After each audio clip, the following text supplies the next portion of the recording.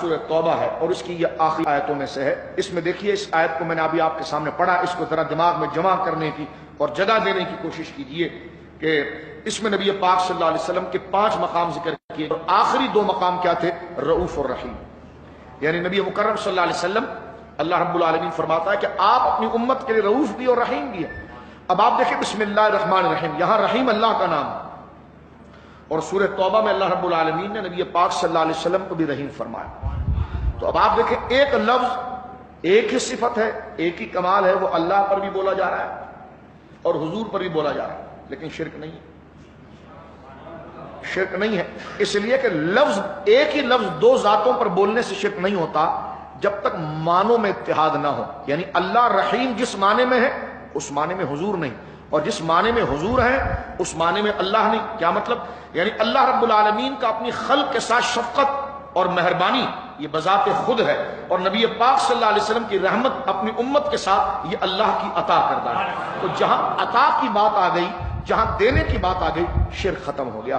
اس لیے مسلمان یہ کہتا ہے کہ رسول اللہ دیتے ہیں، اللہ دیتا ہے، تو یہ لفظ دینے کا ایک ہی ہے، لیکن فرق کیا ہے؟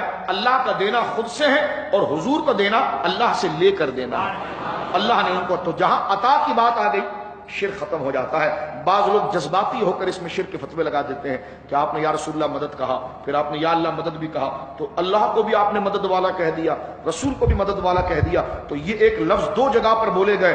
تو آپ کو پتہ نہیں ہے کہ جو لفظ اللہ کے لیے بولا جائے وہ بندوں کے لیے نہیں بولا جاتا۔ تو میں نے کہا جی آپ کا نام کیا ہے؟ کہنے لگے جی مولانا فلاں۔ تو میں نے کہا مولانا تو دراصل اللہ کا نام۔ جب ختم ہوتی ہے تو اللہ رب العالمین اپنے ناموں کو ذکر کرتا ہے اور اپنے بندوں سے کہتا ہے کہ مجھے ان ناموں سے پکارو، واعف عنا واغفر لنا ورحمنا انت، ٹھیک، مولانا آ گیا، انت مولانا۔ تو انت مولانا جو آپ کہہ رہے ہیں، انت بمانا تم، آپ، انت مولانا، تو یہ مسجد کے امام صاحب کو کہہ رہے ہیں آپ کہ آپ مولانا ہیں؟ کسی داڑھی والے کو کہہ رہے ہیں آپ کہ آپ مولانا ہیں؟ کس کو کہہ رہے ہیں؟ اللہ کو کہہ رہے ہیں۔ ہاں، واعف عنا، ہمیں معاف فرما، واغفر لنا، ہماری مغفرت فرما، انت مولانا، تو ہمارا مددگار، تو ہمارا مولانا ہے۔ اب آپ دیکھیں لفظ مولانا قرآن نے اللہ کے لیے استعمال کیا، لیکن ہر داڑھی والے کو آپ مولانا کہتے ہیں۔ لیکن جس معنی میں آپ علماء کو مولانا کہتے ہیں اس معنی میں اللہ کو نہیں کہتے۔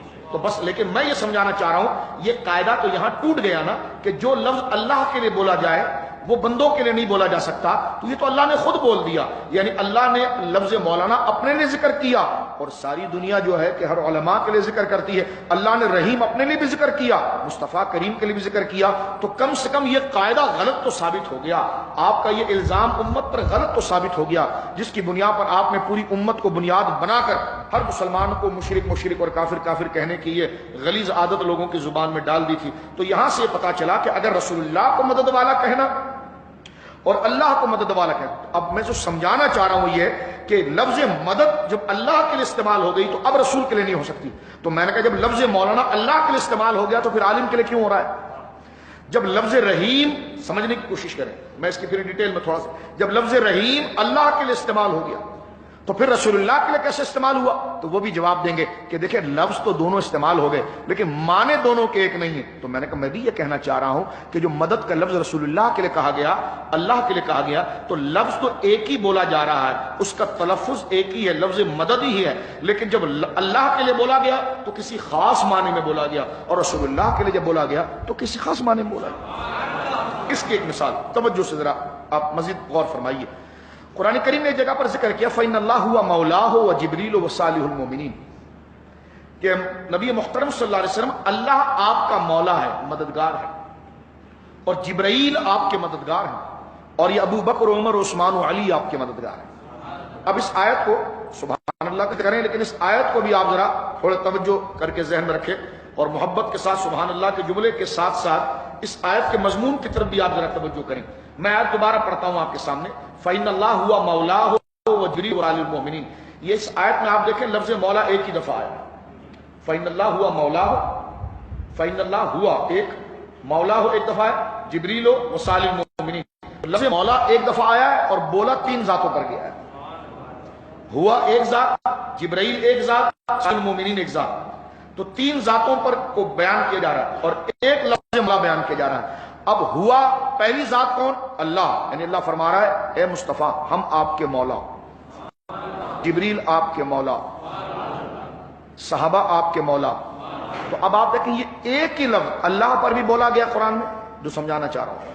جبرائیل پر بھی وہی لفظ مولا بولا جا رہا ہے، یعنی لفظ الگ مولا نہیں آیا، بلکہ اسی مولا کے ضمن میں ہی بات ہو رہی ہے. اللہ نے ایک ہی لفظ مولا ذکر، فَإِنَّ اللَّهُ هُوَ مَوْلَاهُ وَجِبْرِيلُ وَصَالِحُ الْمُؤْمِنِينَ. آپ دیکھیں لفظ مولا ایک ہی دفعہ آیا، فَإِنَّ اللَّهُ هُوَ مَوْلَاهُ، فَإِنَّ اللَّهُ هُوَ ایک، مولا ہو ایک دفعہ ہے، جبریل و صالح المؤمنین. تو لفظ مولا ایک دفعہ آیا ہے اور بولا تین ذاتوں پر گیا ہے. ہوا ایک ذات، جبرائیل ایک ذات، صالح المؤمنین ایک ذات. تو تین ذاتوں پر کو بیان کیا جا رہا ہے اور ایک لفظ مولا بیان کیا جا رہا ہے. اب ہوا پہلی ذات کون؟ اللہ، یعنی اللہ فرما رہا ہے اے مصطفیٰ ہم آپ کے مولا، جبریل آپ کے مولا، صحابہ آپ کے مولا. تو اب آپ دیکھیں یہ ایک ہی لفظ اللہ پر بھی بولا گیا قرآن میں، جو سمجھانا چاہ رہا ہوں. جبرائیل پر بھی وہی لفظ مولا بولا جا رہا ہے، یعنی لفظ الگ مولا نہیں آیا، بلکہ اسی مولا کے ضمن میں ہی بات ہو رہی ہے. اللہ نے ایک ہی لفظ مولا ذکر، فَإِنَّ اللَّهُ هُوَ مَوْلَاهُ وَجِبْرِيلُ وَصَالِحُ الْمُؤْمِنِينَ. جبریل کا نام الگ ذکر کیا، صحابہ کا نام الگ ذکر کیا، اپنے لیے ضمیر الگ ذکر کی، لیکن لفظ مولا ایک ہی ہے. تو اب آپ دیکھیں ایک لفظ مولا ہے، بیک کو اللہ پر بھی بولا گیا، جبرائیل پر بھی بولا گیا، صحابہ پر بولا گیا. تو اگر ایک لفظ متعدد ذاتوں پر بولنے سے شرک ہوتا، یہ تو خود قرآن ہے. معنی بھی اس کا یہی ہوا کہ اللہ آپ کا مددگار، مولا کا معنی مددگار، اللہ آپ کا مددگار، جبرائیل آپ کے مددگار، اور یہ ابو بکر عمر عثمان رضی اللہ عنہ مجمعین یہ آپ کے مددگار. سوال یہ ہوتا ہے، اب آپ دیکھیں آپ کہتے تھے کہ آپ نے رسول کے ساتھ مدد کا لفظ کیوں لکھا؟ میں نے کہا قرآن نے تو جبریل کے ساتھ بھی لکھ دیا، قرآن نے تو ابو بکر صدیق کے ساتھ بھی لکھ دیا، قرآن نے تو حضرت عمر کے ساتھ بھی لکھ دیا. اگر ہم نے مسجد میں یا رسول اللہ مدد لکھ دیا تو آپ کو شک یہ آئے کہ مدد کا لفظ آپ نے رسول کے ساتھ کیوں لکھا جبکہ آپ اللہ کے ساتھ لکھ چکے ہیں؟ تو میں نے کہا جب اللہ نے خود کے لیے مولا بولا تو پھر جبریل کے لیے بھی بول دیا. تو شریعت ہم آپ کے نخرے میں نہیں سمجھیں گے، جس طرح اللہ نے سمجھایا ایسے سمجھیں گے، اور اس کی گہرائی پہ آپ کے غصے سے ہم بات نہیں سمجھیں گے. قرآن سب سے بڑی کتاب ہے، ہم اس سے سمجھیں گے. تو قرآن نے اس موضوع کو واضح کر دیا، لیکن مسئلہ کیا ہے اس میں؟ وہ یہ ہے کہ اللہ آپ کا مددگار، جبرائیل آپ کے مددگار، اور صحابہ آپ کے مددگار. سوال یہ پیدا ہوتا آپ کے ذہنوں میں، آپ یہ کہہ سکتے ہیں شاہ صاحب جو اللہ ہی مدد کرتا ہے، لوگ یہ کہتے ہیں جناب جو اللہ ہی مدد کر رہا ہے تو پھر رسول کے لیے مدد کا لفظ کیوں بولتے ہیں آپ؟ غوث اعظم کے لیے، دیگر اولیاء کے لیے لفظ مدد کیوں استعمال کرتے ہیں؟ جب آپ کا بھی یہی عقیدہ ہے، الحمدللہ یہی عقیدہ کہ مدد اللہ ہی کر رہا ہے، تو کہیں مدد اللہ. بچوں ذرا توجہ سے سنو، یہ آپ کو اسکولوں میں کالجوں میں باقاعدہ طور پر مس گائیڈ کیا جاتا ہے، اور میں کوئی تنقید کی نظر سے نہیں، اس کا صحیح پہلو آپ کے سامنے واضح کر رہا ہوں، اور آپ بالکل سمجھدار بچے ہیں، بالکل اس کو واضح طور پر آپ سمجھیں. یہ کہتے ہیں کہ جب مدد اللہ ہی کر رہا ہے تو پھر رسول کے آگے مدد لکھنے کی ضرورت؟ جب آپ کہہ رہے ہیں نا بھائی کہ رسول اللہ کے ذریعے مدد کرتے ہیں، کہا تو پھر مدد اللہ ہی کے لیے رہنے دینا، رسول کے لیے لکھتے ہیں. تو میں نے کہا میں بھی تو یہ پوچھنا چاہ رہا ہوں قرآن سے کہ جب رسول کی مدد اللہ ہی نے کرنی ہے تو پھر جبریل کا نام کیوں لیتا ہے؟ پھر ابو بکر عمر کا نام کیوں لیتا ہے؟ کہنے کہ ہاں یہ مسئلہ تو حل کرو. تو میں نے کہا یہ مسئلہ 5 منٹ سے بھی کم کا مسئلہ حل ہو جاتا ہے. کیسے؟ کہنے کہ جی میں نے کہا جب ہم قرآن سے پوچھتے ہیں یا اللہ جب تو مولا ہے تو پھر جبرائیل کی کیا ضرورت ہے؟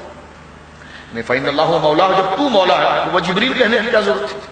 وہ صالح المؤمنین کہنے کی، ابو بکر عمر کا نام لینے کی کیا ضرورت تھی؟ جب تو ہی مددگار تھا تو پھر ابو بکر صدیق کو مددگار کیوں بنایا نبی پاک کا؟ جب تو ہی نبی پاک کا مددگار تھا تو جبریل کو کیوں بنایا؟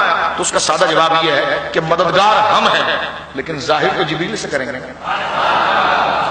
مدد تو ہماری ہوگی نا، ظاہر عمر کی تلوار سے ہوگی. مدد تو ہماری ہوگی لیکن ظاہر ابو بکر کی سنگت اور مائیت سے ہوگی. مدد ہماری ہوگی لیکن علی المرتضیٰ کی استقامت سے ظاہر ہوگی. مدد ہماری ہوگی عثمان کے خزانے اور مال سے ظاہر ہوگی. یعنی ہے ہمارا لیکن ظاہر یہاں سے ہو رہا ہے. دیکھیں PMT وہاں پر لگی ہوئی اور بلب یہاں لگا، یہاں آپ نے بٹن آن کیا بلب آن ہو گیا. ایک آسان سی مثال ہے، لیکن اصل یہ جو لائٹ جل رہی ہے یہ اس کی نہیں ہے، یہ پیچھے سے آ رہی ہے، لیکن ظاہر یہاں پر ہو رہی ہے یہ پیچھے سے رشتہ. تو بلا تشبیہ بلا تمثیل ایک سمجھانے کے میں نے ایسی بات کی ہے آپ کے ذہنوں میں کہ ہے مدد اللہ کی لیکن ظاہر کس سے ہوتی ہے؟ فرشتوں سے ہوتی ہے، رسول سے ہوتی ہے، نبیوں سے ہوتی ہے. یہ مقام ظہور ہے، یہ مرجائے ظہور ہے. یہ وہ لوگ ہیں جن سے اللہ اپنی شان کو ظاہر کرتا ہے. لوگ کہنے کہ یہ کیسے ہو سکتا ہے؟ میں نے کہا اچھا یہ بتاؤ پیاس کون بجھاتا ہے؟ کہنے کہ اللہ. تو میں نے کہا جی پانی کیوں پیتے ہو؟ کہنے کہ جی ہاں یہ تو بات ٹھیک ہے. میں نے کہا افطاری میں شربت پانی نہیں پینا؟ جب پیاس اللہ بجھا رہا ہے تو پانی کو درمیان میں کیوں لے کر آ رہا ہے؟ تو ان کو کہنا پڑتا ہے کہ دیکھیں پیاس تو اللہ بجھا رہا ہے لیکن وہ شان اللہ پانی سے ظاہر کر رہا ہے. تو میں نے کہا یہ بات آپ کو ہم سمجھا رہے ہیں کہ دے اللہ ہی رہا ہے لیکن شان وہ ظاہر ان اسبابوں سے کرتا ہے. تو جب پانی سبب بن سکتا ہے تو رسول اللہ سے آپ کیوں بغض رکھتے ہیں؟